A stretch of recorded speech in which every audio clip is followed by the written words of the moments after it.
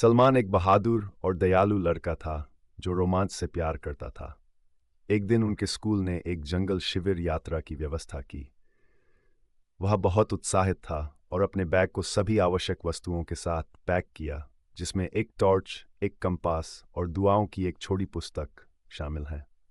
जैसे ही छात्र जंगल में पहुंचे, उनके शिक्षक श्री अहमद ने उन्हें टेंट स्थापित करने के लिए निर्देशित किया।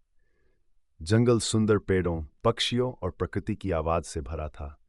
लेकिन जैसे जैसे रात गिरती, झाड़ियों से एक अजीब आवाज आई। बच्चे डर गए। डरो मत, सलमान ने बहादुरी से कहा।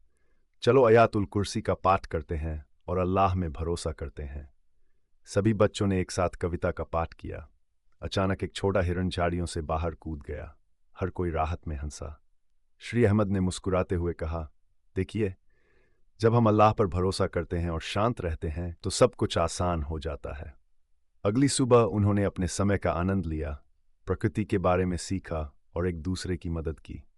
सलमान ने खुश महसूस किया कि उन्होंने अपने दोस्तों को विश्वास और साहस के साथ उनके डर को दूर करने में मदद की थी। नैतिक, हमेशा डर के समय में अल्लाह पर भरोसा करें।